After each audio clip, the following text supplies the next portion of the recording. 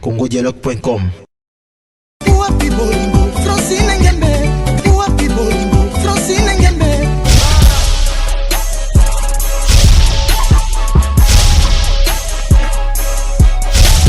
congodialogue.com. Il va l'opé sanga Francine Ngembe.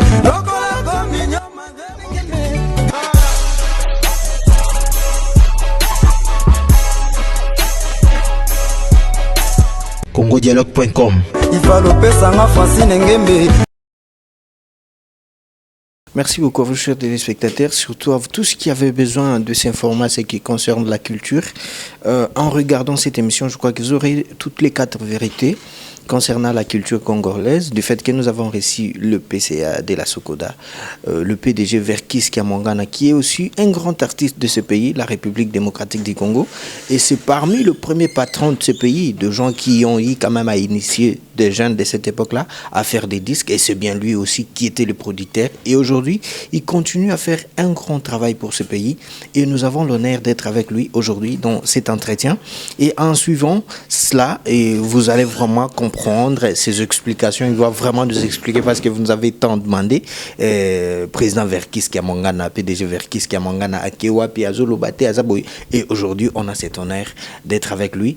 congodialogue.com. Comme vous dites vous-même, c'est la première fois. Bon, ça dépendra aussi des sons que nous allons débattre. Je vous entends. Merci beaucoup. Balobi Verkis Kiamongana si la raté Yazaka Kazaka secret zané. Si la raté comment? Bio si la raté bio koli mais ozakaka nzoto makasi otambola kayo moko tandis que ba misusu bazalo kwa baleki na yo ba misusu on est babela on dirait boye secret à Verkis Kiamongana za. Et puis mbongo pe ka Verkis Kiamongana na mbongo. Mbongo ezate mais naza bien organisé, c'est ça le problème. Donc nga nazo sala partout les moyens, surtout les autres salanga makasi na umela mingi pona nati ka souvenir makasi pa ya artiste parce que comme nga moko de par la nga na bandaki pardon en tant que patron mais il y a des difficultés moi melonga ki balongolenga na ok jazz na comment même ti dessinateur na comment ti électricien ko sala ba panneau lumineux tout ça. Donc pour vous dire que parce que mon qui dans une obligation des artistes bon c'est parce que je me conserve rarement d'ailleurs masanga et puis fidèle tout ça compte. Merci, surtout Nandenge POP secret na banegoto bazota la biso. Alors, président Verkis lelo na Congo donc ça dit famille culturelle ezana mawa. Ça dit depuis année bandaki Marie Misamo Koufi, to kei papa Wemba Koufi, elandi ministre Koufi, to zomona soumettre Toro Koufi. Yo en tant que PCA ya Sokoda, ezo sala opendenge nini et en tant qu'artiste aussi, ça vous fait comment? Parce que oyebi que Nengolobi plus l'artiste minene au bazako kufa mutukola Marie Misamo mutukola Papa Wemba c'est encore qui si j'ai bonne mémoire mais déjà pour ne citer que les deux bazaba les grands artistes bon mais bon le salaire se passe même si koyo ministre qui a la culture le ministre Banza nous le regrettons parce que si la Sokoda est assise maintenant, c'est grâce à lui. Parce qu'il a tout fait pour que nous soyons tous ensemble. Donc, on dit que les accommodés n'est pas surtout pour nous personnellement. Parce que c'est lui qui avait demandé qu'on puisse se réunir, qu'on puisse se mettre ensemble. On dit comme il peut, on dit que Aza aussi artiste, parce que Aza écrivain en tant que tel. Zakaka que non, il y a un ministre pour diriger mais il y a beaucoup d'artistes, des écrivains. Donc, ils ont communé aujourd'hui. Tu y habites ce coup, tu as remplacé Bissot, tu as remplacé la poste, tu as la connaissance d'Engi, parce que il y a aussi un homme d'État, il y a aussi politicien, il est presque, il n'a pas casquette, nous surtout. Donc, c'est une personne. Facilement ce qu'on s'annonçait au Yambayo sans pour autant vendre ça tout ça ça compte après ça conseil yango là ngazo senga nazo souhaiter d'ailleurs ça c'est parce que nazo seulement dans Sokodate nazo aussi le président national des musiciens congolais jusqu'à aujourd'hui parce que jusque là on n'a pas encore fait une assemblée élective donc pour le moment j'ai fait de 2 casquettes j'ai de 2 casquettes yango là nazo senga que ce que moi aux arabes le kamoto oyo a coquille à peu près quoi approcher ministre Nabiso Banza yango na moni penza bona ngai na moni penza directrice ya ministre de la culture Marie José il vaut la peine parce que yé à côté classe il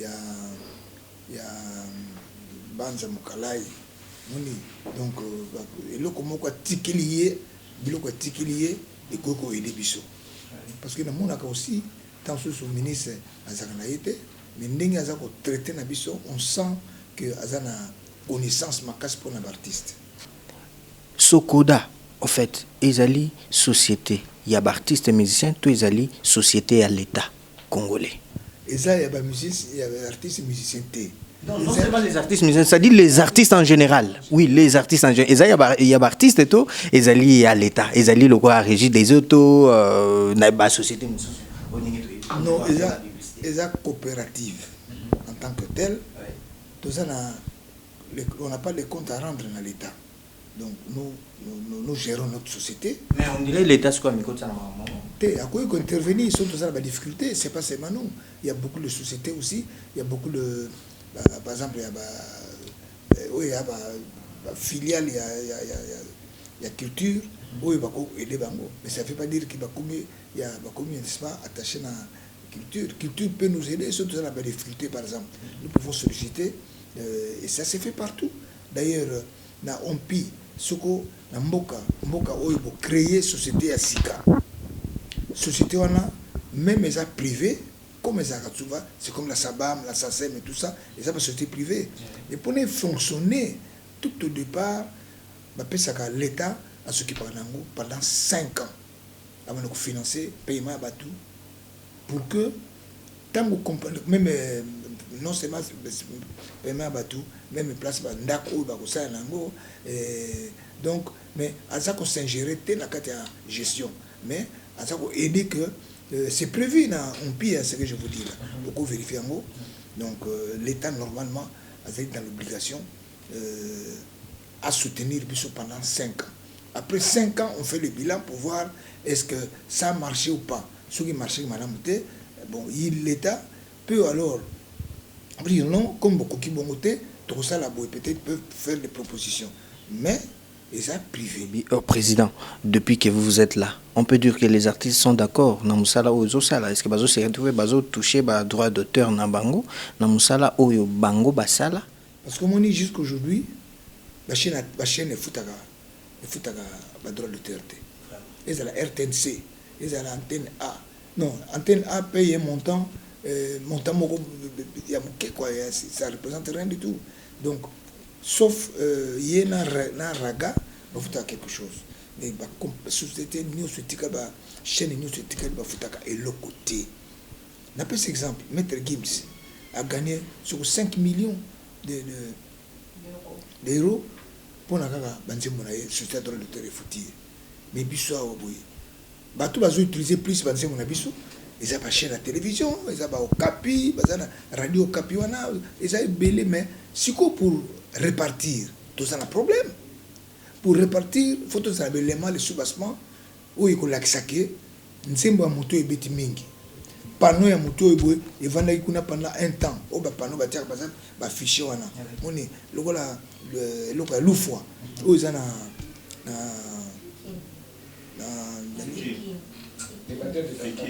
la fikine normalement c'est une personne azana ba 1000 faut ba futa ba millions. Nous avons fait une démarche Ngana DG concernant Ekekoana, Ninwana. Mais les Américains sont prêts à son bango avec beaucoup d'argent. Alors, par exemple, tout foutu va droit de puisque l'État a foutu. Parce qu'il devait avoir au moins entre 25 et 30%, il y a recette. Oui, ça, on a fikine. bato bafutaka batike wana tout ça mais jusqu'aujourd'hui bafutaka na bango bazozwa mbongo na bango mais moto wana aza mourant.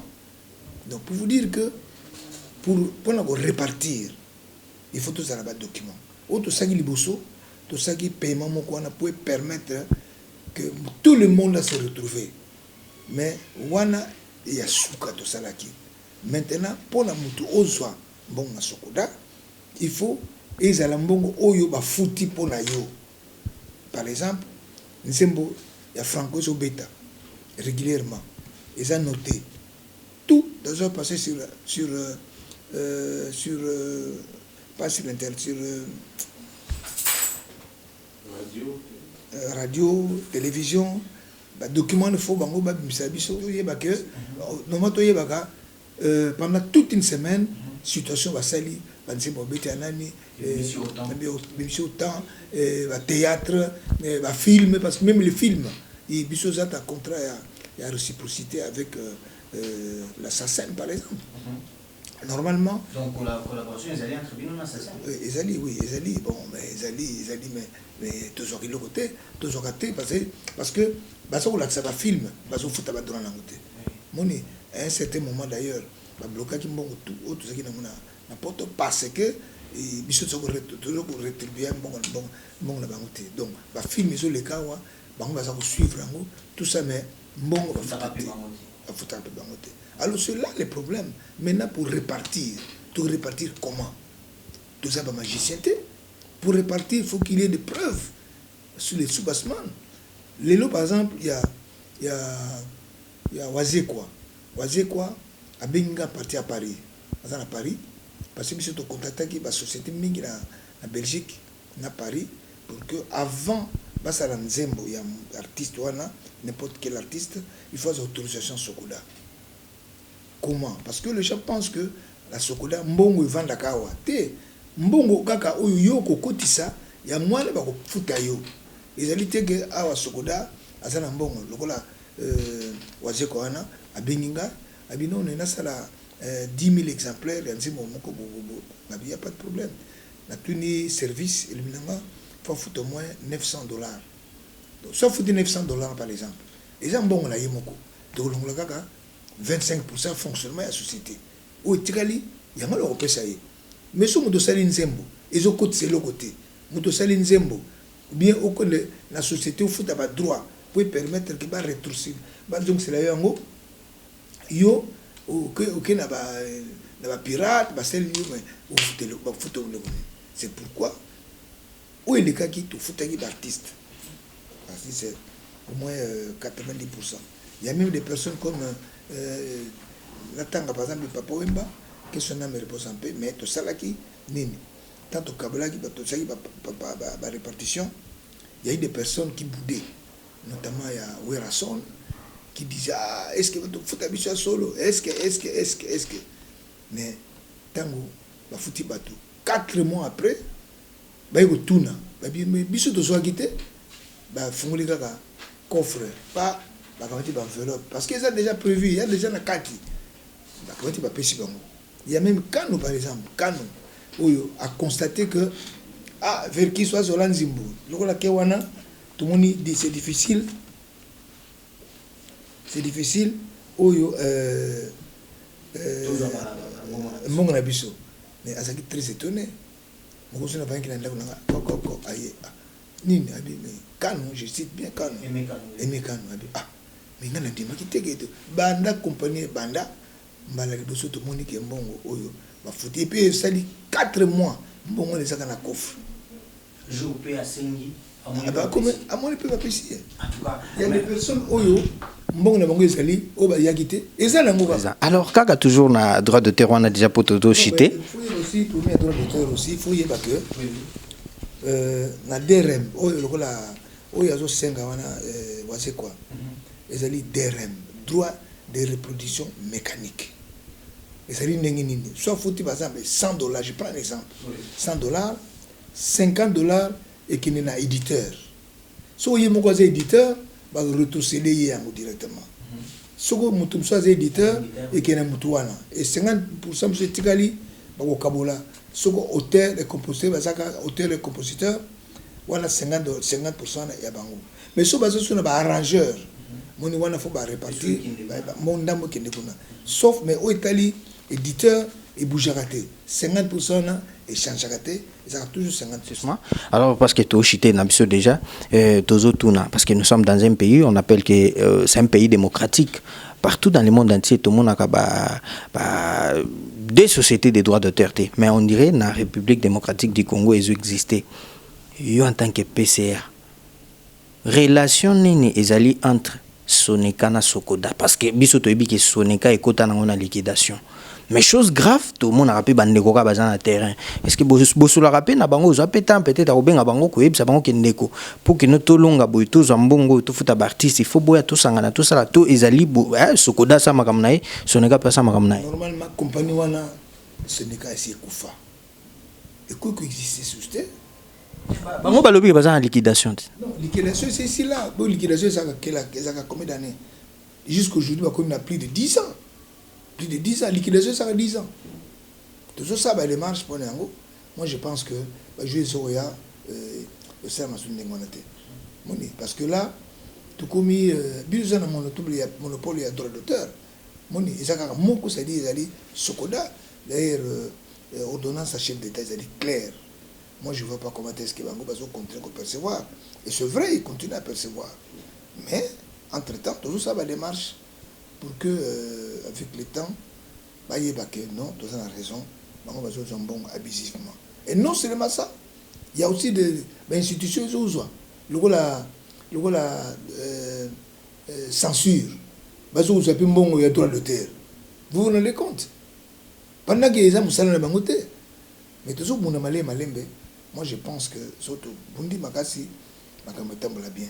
Puisque, vous voyez que il y a même directeur général, il y a Sokoda, ou il y a Lelo, Nabiso. Mais c'est la première fois à du salaire. Vous vous rendez compte? Bande Bamboula ne soit les caca. Aïe, mon Dieu, Mbongo, après c'est un mbote. Abi président, en tout cas, depuis na banda Moussalawa, na zoaka avance. Mais Mbala Liboso, a zoa salaire. Mais à du salaire, le personnel va payer régulièrement. Hein?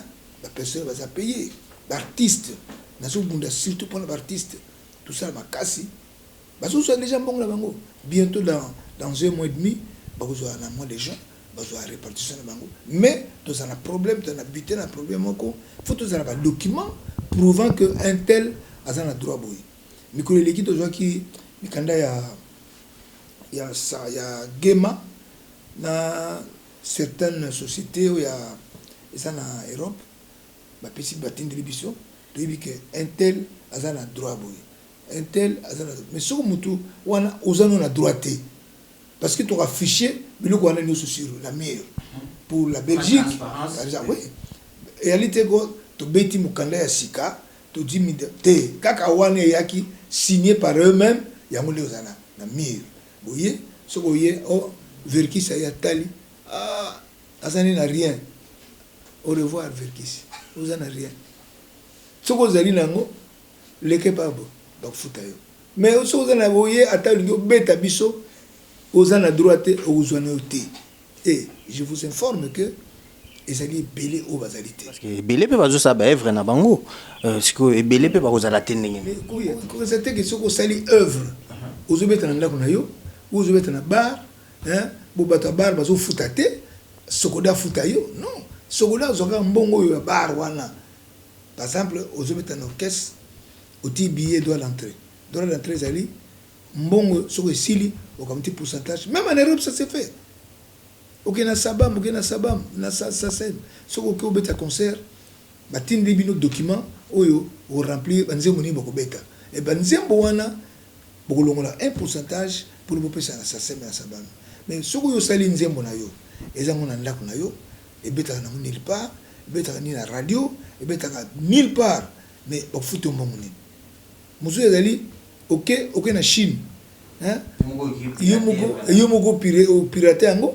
Mais militaire nous autres yebi tout temps comboté akena na Chine elle a ici 100 000 exemplaires a foutu les droits de terre azongia abanote kango bato ah nzembo belé so beta malamu mais a foutu les droits de terre kola nzembo ozambongo ngoni ozambongo te c'est là toujours ça la casse pensa hein ngana série de marche moko pour bato bazala bloqué na Europe. En Europe c'est facile mais en Chine c'est pas facile pour kuna soldat doit le terre dans la montée bakipa na bango le côté to komi na biso déjà na suka message nini oyo okolancer na ba artiste musicien oyo bango moko bazo sala ba pirate parce que likamba pirate toko le belango souté ba na monde entier il y a des artistes musiciens oyo bango moko bazali ko pirater ba œuvre na bango moko bouti ko yoka ba explication ya président Verkis Kamangana donc azoko saté parce que ça se fait même so toleki na victoire en okomona ba œuvre ba album moko boye bima lelo so ba kinto adinzembo e bima nango betaka kawana.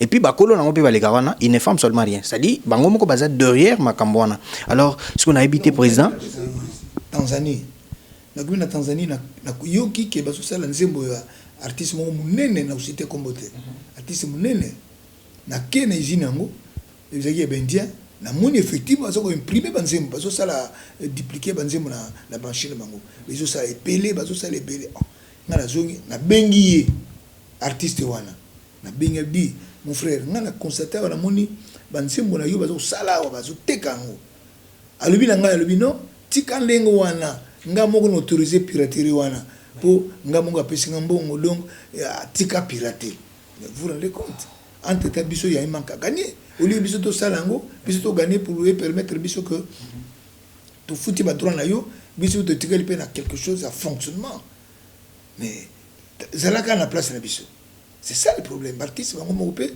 bazo pirater lo ndenge pe to komi na suka message nini ba ko retenir en tant que PCA ozo s'adresser na ba artiste musicien oyo tout bazo ta la biso le message on na ko pesa oya makasi penza ezali mingi ba artiste musicien bakoma balanda bazala sérieux parce que les lots musiciens sont kufi ezala kaka bakonzi ba pia mbongo ba pesa mbongo mais to lingi un jour ezala mutakufi sokola bimisi combien ou 50 000 dollars 100 000 dollars pour nous kunda mutuana moni faut ça la ligne faut dans la conscience ba yeba que pas toujours kende pas tout outil to yebi pas toujours kende to yebité donc ça là un effort pour que bazala plus pas à la filier awa na respect surtout et puis baba na kufuta ba droit soko ko sala droit de reproduction mécanique aucun poto au komikula vous avez besoin d'autorisation aux autorisations on a besoin de conseil parce que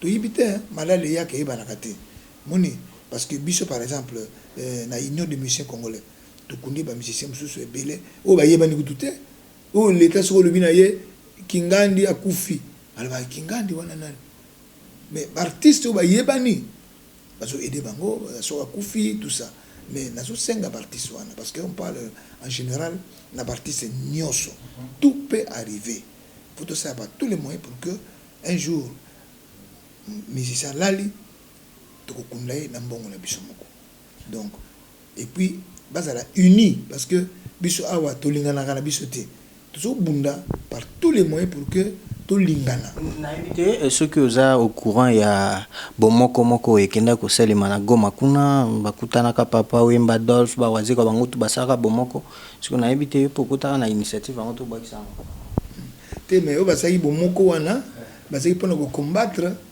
imiko union des musiciens congolais oyo za président oyo za président on dirait ba koisa mais tant bakende pa ya na cité ba mingi te bakendeki pa ya qui de droit le tolingi to sala boye tolingi soneka tolingi sokoda mutuana alongwa mutuana boye mukonzi wana lobi attention la sokoda marche so bolingi bokota na sokoda attendez 3 ans so mandane sili allez bino moko bosali bo postuler bo non ngala zala bo pese candidature na bino mais pour le moment la sokoda marche parce que ça au tambola ba konzi basomona bango moko à peine biso tukutaki awa plus de 180 000 dollars ya nyongo tozo futaka ndamu le personnel basaki na combien d'années bazo kambongo te ndako bafutaka na bango te courant bafutaki na bango te moni na ko cité makambi belé te mais ba collègue nanga bazalaki awa bango mozo mona changement que si ko changement ça personnel là ça payé régulièrement il y a l'été que allez et comment il kukuma allez président tina ndamu na poche akosa l'ambiance akolia taba na bana lungwa tokukuta azolia taba ya mobimba bazokata bazolia na mbongo ya ba ayant droit mais na biso ça na bongo te ça na bongo te donc droit ya mutu ça ya mutu moni et puis c'est moi ça ka mabe bazotia mingi batu oyo bazana ba moyen te na mutu ya société à droit d'auteur. Donc normalement il faut bâtir bateau bazana ba moyen. Mais bien sûr, au bazana ba moyen et puis ba yebi droit d'auteur. Loko la wazola, il a zo mérité cause la président. Moni Mais yozo koka quand même. Na histoire na biso, mais je crois que wazola mutu akoki ko boya yo azate parce que osala kombo avant ba makambo yo. Vous avez raison. Oui. C'est exemple bouquet. Au moins koka oyo. Au moins logo. Hein? Rien que logo yo. Mutu wana zo sala koka oyo, faut futa sokoda. Logo oui. Oui, logo nous c'est bien. Il faut batona ba futa. Mais mutu azalia wa yibi ne kututeke faut futa. Ba timbre oyo poste, il faut ba futa. On dirait que mon copain bozo ça la campagne était à la qui sabatuke. Non, il faut faire ceci, il faut faire cela pour que ba droit ils la reconnu pe mutoa zala na moté ayoka moté ma pas cité à kofuta ba droit parce que ce message est bien véhiculé, je ne crois pas que ça va aller. Mais non, ça dépend puisque biso to sala déjà clip sur la télévision. Peut-être qu'il y a tout le monde, c'est pas partout. Donc, tout ça, ma chaîne de télévision est belée. Donc, il faut faire véhiculer largement. Donc, message. Parce que, yo tam so vanda nangaba courir rarement. Moi, en alemba. Langalemba, courir un peu difficile. Et moi, donc, peut-être que la nangote. Et les qui na RTNC, et les qui na Congo Web. Oui, il n'y a pas de problème. Tu peux faire une copie. Na Molière, et ça, Moni, Koutoubatou. Et puis, tu sais qu'on travaille sérieusement. Peut-être qu'il y a comme on a noté. Tu soumis na bus. Et ça, la magate. Et ça, la mananoute. Même maintenant, la Soneka. Mais la biso, tu soumis bus pour le personnel. Hein? Parce que bon on est ayant droit bon on bateau bateau salam il faut pas la malam bazala commander qui nanda comme malamu salaire bango ba sokango régulièrement pour permettre bango ba fonctionner malamu pour nous foutre ba ayant droit moni mais les bosser salamateur et salamateur mbongo kaka zali kaka ah ngana za artiste munene pia mbongo mais on a ba téléphone ya les cas obenda pe mo partina oui mais awa siko ça sonde ngona awa ata moto soko abuser to zuyo au longo directement pour te lingi tous les artistes confondus kaka ba musicien te ba se retrouver mais si vous avez un problème il y a certains artistes oyo ba user le côté parce que ba Céline Zembo mais ebetaka nulle part bon ba Céline Zembo RTNC asa ko futate parce que normalement faut futa RTNC faut futa mais RTNC ba futa kate to bundi mais na France il fut un moment où l'artiste va télémaki ba bon télévision nationale télévision chaîne radio tout ça ba quel tribunal ba fundi gouvernement na leo za Glera Mitterrand yokiango abi bo futa bango la bango et comment si ko régulier ba futa bango régulièrement moni motoka la mettre gain s'agit sur 5 millions pour le droit d'auteur mais biso to zango colonie pendant que partout ils ont déjà scellé moyen ko di bino makamana bino ba musicien parce que awa balingaka musique na biso ba congolais balingango mais balingaka bato basala kangote parce que ba futaka bangote parce que on les a salaire là bango moni rotela akufia oboy ba ne le cas mais ozaki obligé d'aller ma collègue nanga bakundaki batinda mambongo mais combien 10 000 ou 20 000 mais non il faut artiste bazaka bakunda bango avec honneur mais avec nos moyens les artistes ba moyens ya bakonzi moni c'est ça moi je pense que... Merci beaucoup te remercie vraiment président Ndengo Yambibiso na bureau na biso mais pour tout ce qui s'appelle Togoloba kaka moi question moko parce que à un certain âge mon topé azwaka repos vers qui ce qui a Congo à camper repos na parce que tolingi pete sutoyo kate lisusu ba makambo mususu te à camper na repos vers qui ce qui a mangana vandi pe na kiti boye ozo salarié mais okomika kope ça peut ba hors de temps mususu artiste faut sala boye oui mais nazo bunda pona sokoda etelema soko etelemi nango nga naza na besoin ya kabutaka te moni donc pour na ngai nayebi ke nzambe azobatela ngai peut-être nzambe eloko apesi ngai esala par tous les moyens pour baartiste base retrouver. Moi je pense que nayebi te na resema na yo. En tout cas, merci beaucoup, Président. Merci. Merci. Chers téléspectateurs, vous avez remarqué que Tozaki réussi à Nabiro, il y a président Verkis Kiamongana, Oazali PCA, il y a Sokoda, Boyoki Maya Lobby, monde entier, Binomoro Boyoki, Nabi Bana Bruxelles, Bana Paris. Merci à trop, na première dame, Madame Francine Ngembe. Donc Tozali et Belé. Nabi te président Bambo, te peso qu'ils allaient, hein, pour battre partout. Moi Bambo te Ah Bambo te, il y a le monde, Bangonio surtout le monde entier, la petite Bambote va se suivre, va soutenir Bisso pour que les artistes puissent se retrouver. Il y a quelques coordonnées au Pena qui sont qui bateau bazota la Bisso Siko partout dans le monde entier, Babenga Bino. Il y a quelques coordonnées. Et les coordonnées, il y a tout ça Internet. Il y a Ndeko, secrétaire Oazali, peut-être c'est bien lui qui va nous aider. Bonjour monsieur le secrétaire.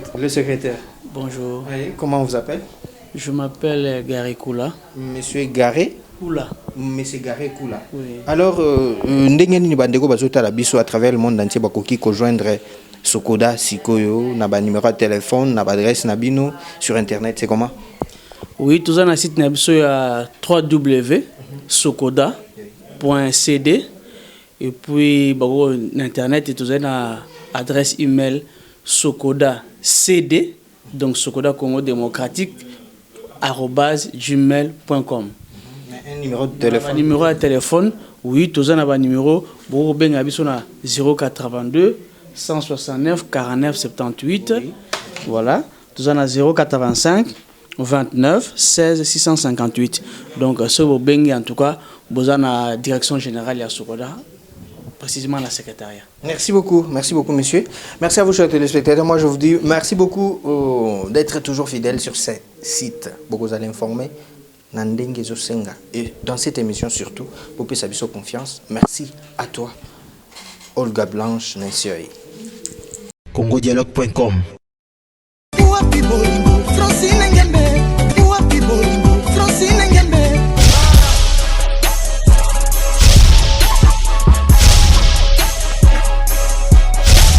congodialogue.com. Il va l'opé sanga Francine Ngembe.